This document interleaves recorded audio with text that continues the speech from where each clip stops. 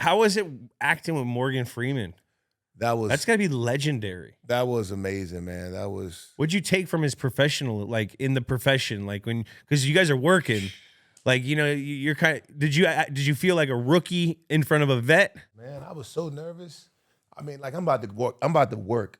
Like first of all, I don't even know how I got the role as a serial killer, right? I'm like, man, how did I get this role as a serial killer? That's a tough job, man, because you have to play a serial killer, especially someone like that. I mean, this character's from South Africa. He's harvesting body parts, and he's selling it to corporate America. There's guys who want to feel like they want to be powerful, right? They go to this character named Randoku.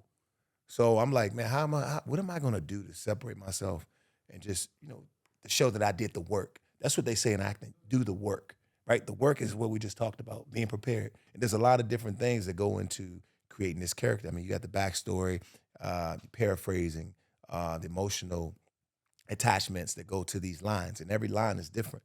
You want to feel the emotion put the emotion behind those words. Yeah. The words really mean nothing without the emotion. Yeah. So I learned the actual language. As players, that's what we do. What language? Zulu. I got on Instagram. Yeah. I found this girl who lived in South Africa, and she taught me over WhatsApp. Wow. Yeah. So Morgan didn't know I learned it because he didn't learn anything. Yeah. But I learned it, and the scene that we had. Did you have an accent?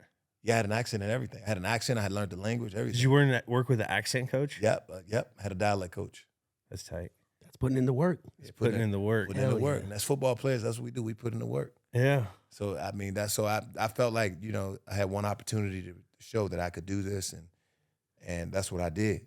I put the work in, man, just did it. That's awesome. And how was Morgan Freeman just being in the same set with him? Man, he was awesome, man. I had a scene with him where I had to turn around and walk up to him, and I just kind of dropped the knife like this. But he looked at me. He said, "You know what? Everything's subtle. Just, hey, here, try this. Look at the knife, and then look at me, then let it go." He said, "Try that."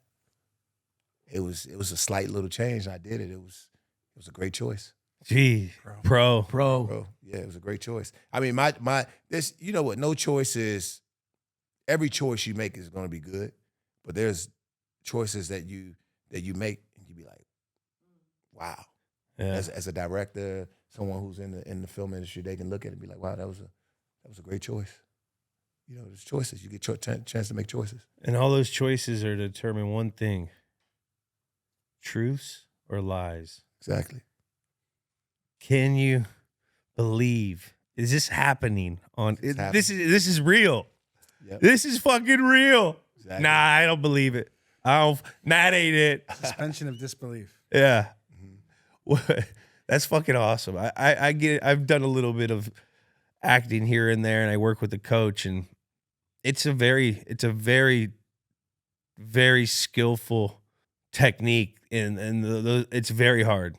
You got to be able to really open up, and the lines, you got to remember the fucking lines. You gotta get to a point where it's a lot. What's one teammate of yours that would be you're like, yeah, he could act? Through the years, I'm gonna have to say AJ Francis when I was at the Commanders. He's doing wrestling now.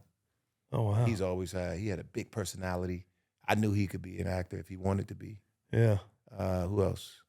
Maybe he's probably one guy that really stands out. Joe Staley.